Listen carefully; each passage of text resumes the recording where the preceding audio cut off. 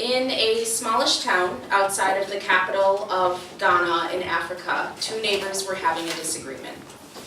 This disagreement was over something that many neighbors disagree over: land, where one person's ends and the next person's begins. And like most neighborly disagreements, this one was eventually resolved. And in a grand gesture of forgiveness, one of the neighbors decided that they would name their next born child after the previously disgruntled neighbor. These parents were my grandparents, and as luck would have it, their next born child was my mother. So my mom received her name as a peace offering over the placement of a driveway. So maybe because of its origins, my mom never felt any amount of connection to her name, really, and perhaps for that reason, she never went through that typical nesting period that expected parents go through when they kind of hem and haw over the name that they're going to give to their bun in the oven. But lucky for my mom, my father was sort of like George Foreman in that he wanted all of his kids to have his name. So my dad went by Rick to his classmates and colleagues, but his name was Africanus. And so my name is Africanus. Because my dad had a system for naming his daughters. The first name would be a formal American name that was never meant to be used. Their second name would be a traditional African name, the name that they would be called by, and their third name would be Africanus. Theresa is my formal American name that was never meant to be used. So I got my name from my dad, but I kind of feel about my name the way that my mother does. I don't really have any connection to the series of syllables that people say when they look at me and start speaking, because I was named for my father's favorite sister, my Aunt Theresa.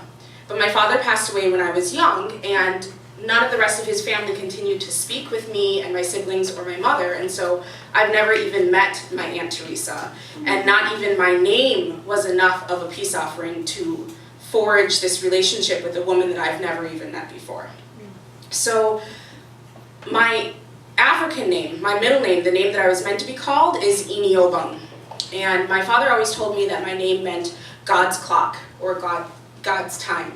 And as a person who's always late, I always felt like that was specifically, really well fitted for me. And maybe I never really, as a child, I don't know if anyone feels a connection to their name, but I definitely felt like I owned my name because I was certainly the only Eni that I knew. That's what my family called me for short. So in a smallish town now in Wisconsin, on my first day of kindergarten, I marched proudly into the classroom and announced myself as Eni to my kindergarten teacher, Mrs. Wilson. And I don't know exactly what she said, but I imagine she sort of like cocked her head and frowned and furrowed her brow, and she said something like, "Does she have a real name, an American name that I can call her?" And so the name that my mother offered was Theresa.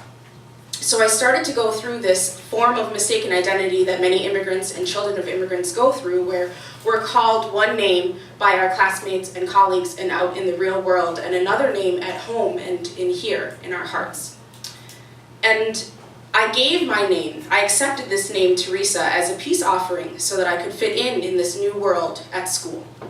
And I can tell you, in a city that is as enmeshed in academia and culture as this Boston, Cambridge, Somerville area is, I'll tell you that we do this to people.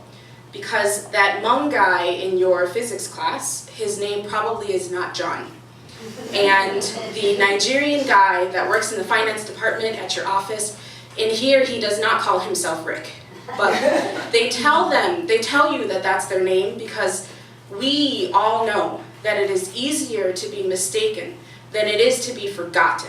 And we would rather not have everyone just forget what our name is.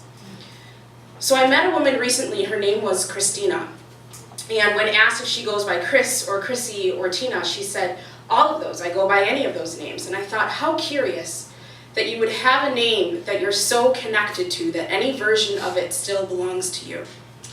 But for me, I go by Theresa because I've made peace with it, and because I guess it's my name. Thank you.